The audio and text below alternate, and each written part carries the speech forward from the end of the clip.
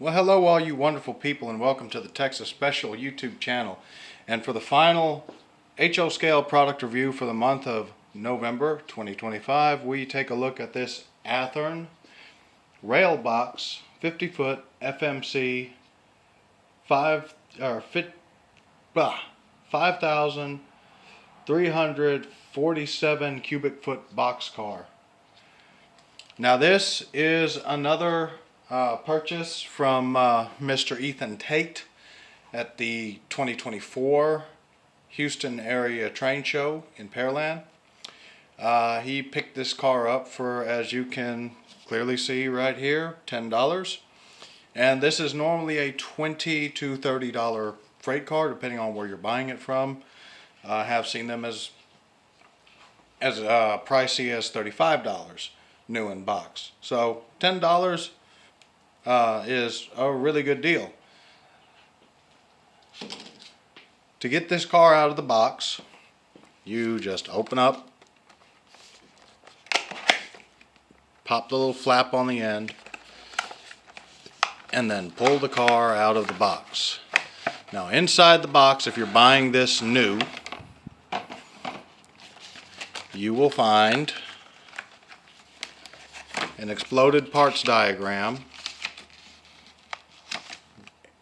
and limited warranty paperwork. So exploded parts diagram, and on the back side of this is limited warranty paperwork, and of course the requisite propaganda papers, in this case paper. So with the car out of the box and the propaganda papers out of the way, you have it sitting here in this nice little plastic cradle. You remove the top cover of this plastic cradle, which prevents the car from rubbing against the cellophane window of the box. And here you have the car sitting in the dark gray part of the cradle, the bottom part of the cradle, with this nice little cellophane wrapping here to protect the underside, the other side of the car from the rubbing on the cradling. Trying to be gentle, so this is A, not mine, and B, this actually has some really nice detail on it. So now that all of that is out of the way, we will sit this guy down so we can take a good look at him.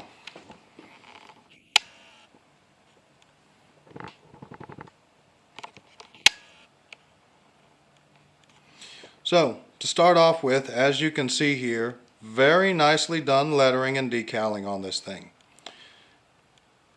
The paint scheme and all of the colors to my eye look correct, and all of the various declarations on the car with regard to, of course, your plate height, capacity, load, and weight information is all correct. The car numbers, of course, match on all four sides of the car. And the car has the appropriate roller bearing type trucks. Now, these doors do not open. These doors are molded on as part of the body, so a little bit of a disappointment there. You do have the latching for the doors molded onto the car. You have all the instructions and warnings and whatnot in the appropriate place. You have these separately applied, sorry for messing with the light there, you have these separately applied metal grab irons that make up a half height ladder on each corner of the car on the sides. And all of the inspection and rebuild data here is correct for a car from this era. All of the paint is nice and evenly applied, fairly clean and crisp separation between the various colors of the freight car. I mean, the car is yellow and silver. That's the paint on the car, and the lettering is all decals. Now, there is some cracking of the decal right here, here, here. So it doesn't, the decals on this thing don't wrap cleanly around the rib of the car the rib of the car body on the sides, like a prototypical paint job would. But from a distance or on a moving train going down the track, it's not really a big deal. And if you're one of those guys that adds weathering to your freight cars, then that's certainly not going to be noticeable after you have done your weathering. Looking at the B end of this car, we see that it does have a operating magnetic knuckle coupler. You can see the little trip pin there. You have a separately applied metal crossover platform with safety tread, little perforations in the metal for a see-through effect and simulated safety tread. You've got a metal handrail all the way across in the correct spot. You have separately applied little ladders, little grab irons here.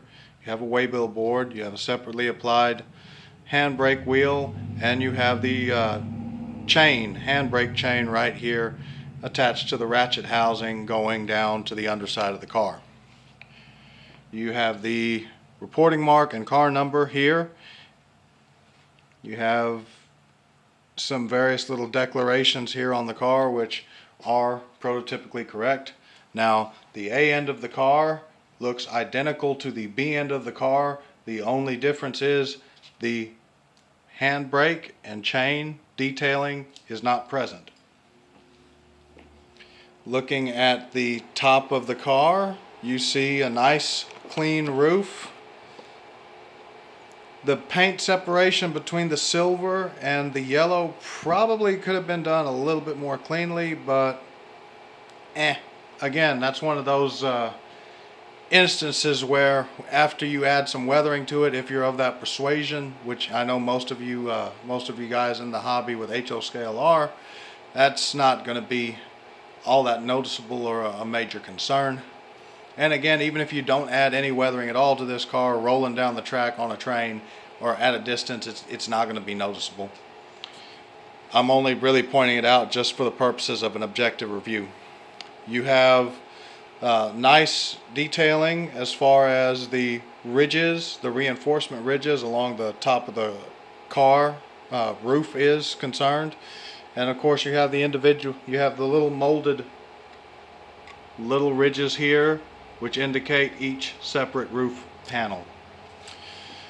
On the underside of the car, I was a little disappointed with the detail or lack thereof, which you can see there. You have some underframe detailing. You have various braces and whatnot for the underframe. You have the center sill there in the center of the car. You have a air brake piston, emergency and service reservoir, and a brake valve. But you do not have any of the associated brake rigging or air lines or anything running to it.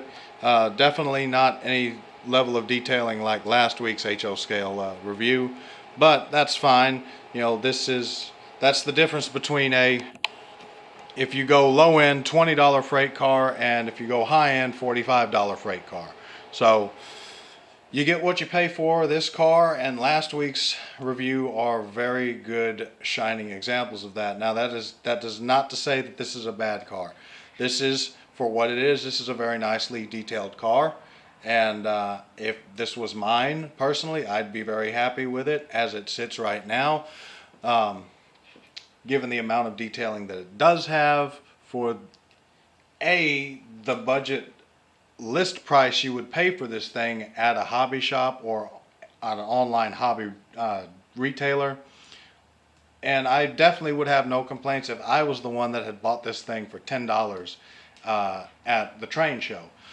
So given this is a 50-foot car with body mounted knuckle couplers, it should have absolutely no problem dealing with the 18-inch radius curves on the Stars Hollow Railroad. But for giggly purposes, I have assembled a short local, and we're going to run the local around the railroad and do a quick spot and pull of the Clayton County Lumber Company, because for this my freight car, that is the specific industry I would have purchased this for would have been Clayton County Lumber. So we'll get this guy on the track and get the train fired up.